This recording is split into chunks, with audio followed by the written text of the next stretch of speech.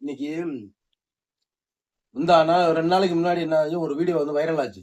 West பெங்கால்ல வந்து ஒரு இமாம் சொல்லியிருக்காரு, இந்த மாரி மாட்டு இறைச்சிய வந்து இந்த வாட்டி குர்பானி குடுக்காதீங்க அப்படின்னு. அதுல உடனே இருக்கிற இஸ்லாமிய அமைப்பு எல்லாம் வந்து, என்ன இப்படி ஒரு பதில் சொல்றாரு அப்படின்னு. ஆனா அதுக்கு தகுந்த ஒரு பதில் குடுத்தாரு அவரு. இதனால பாதிக்கப்பட போறது நம்மளது கிடையாது. இதனால வந்து மாடு வளர்க்குறாங்கல்ல, அவங்க தான் பாதிக்கப்பட போறாங்கன்னு சொல்லி. சொன்ன மாரியே செஞ்சு காமிச்சுட்டான் அந்த ஆளு. இன்னைக்கு வெஸ்ட் பெங்கால்ல உள்ள சிஎம் மாடு வாங்குங்க, மாடு வாங்குங்கன்னு இஸ்லாமியர்கள ஃபுல்லா கெஞ்சி கதர்றாரு. எதுக்கு? குர்பானி குடுக்குறது. அவ்வளவு மாடு எவனும் வாங்கல இந்த வாட்டி. சொன்ன சொல்ல காப்பாத்திட்டு இருக்கானுங்க அந்த வெச்சவங்களுக்கு. அதே மாரி முடிஞ்ச அளவுக்கு இந்த வருஷம் நம்ம தமிழ்நாட்டிலயும் இல்ல. இந்தியா முழுவதுமே இத பண்ணணும். நல்லது இது.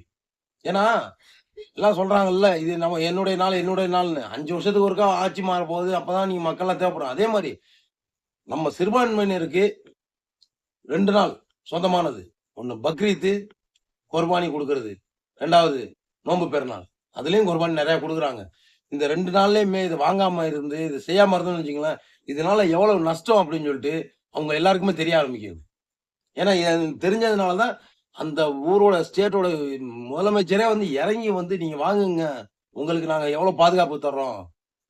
1 வாரத்துக்கு முன்னாடி அதே அவங்க எம்பி, எம்எல்ஏ எல்லாரும் அங்க உள்ள இஸ்லாமிய வீட்டுக்கு முன்னாடி போய் வந்து, ஆ ம அவங்களுக்கு தேவையில்லாதது செயல்கள் செஞ்சவங்க, இன்னைக்கு அத செய்யல. ஏன்னா மாட வாங்கல அப்படின்ற ஒரு காரணம்.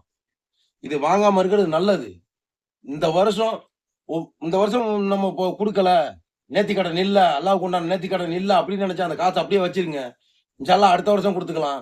கண்டிப்பா இந்த வருஷம் செய்யாம இருங்க. இந்த வருஷத்தோட அந்த லாபம் என்னன்னு அவங்களுக்கு கண்டிப்பா தெரியும்.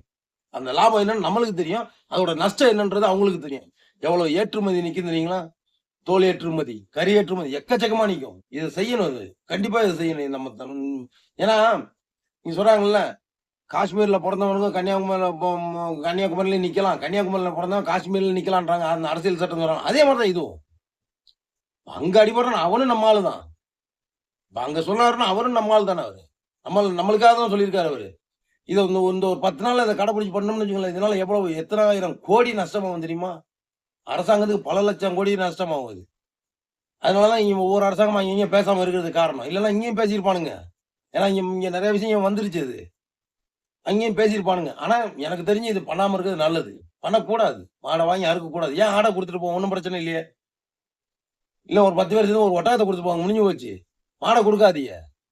மாட குடுக்காம இருங்க இந்த வருஷம். இந்த வருஷம் இல்ல. ஒரு 2 வருஷத்துக்கு குடுக்காம இருங்க. செத்து போயிருவாங்க அவைங்க. அவைங்களோட இது மொத்தமா அழிஞ்சு போயிரும். அதான் சொன்னேனே. அந்த 2, 3 நாள்லயே அந்த முதலமைச்சர் இறங்கி வந்துட்டாருன்னா, ஒரு வருஷம் ஃபுல்லா ஒரு வாரம் 15 நாள் வாங்காம இருந்தா என்ன வருது? ஏன்னா அதோட ஏற்றுமதி என்ன பணவீக்கம் என்னன்றது அவங்களுக்கு நல்லா தெரியும். நம்ம தமிழ்நாட்ட விட அந்த பக்கம் தான் அவைங்க எல்லாம் பண்றது. எல்லாம் யாரு? எல்லாம் அந்த கயிறு போட்டுருக்கவங்க தான் பண்ற வேலை இது. அவைங்க பண்றது தான் அந்த வேலையெல்லாம். எது? தொட்டிலையும் ஆட்டி விடுவாய்ங்க, குழந்தையும் கிள்ளி விடுவாய்ங்க. அவைங்க தான். ஏன்னா ஏற்றுமதி அவைங்க தான். விக்கக்கூடாதுன்னு சொல்றதும் அவைங்க தான். சைட்ல வித்துக்கன்னு சொல்றதும் அவைங்க தான். இதுல இடையில மாட்டிட்டு அல்லோலப்படுறது யாரு? நம்ம ஆளுங்க. வேற யாரும் கிடையாது.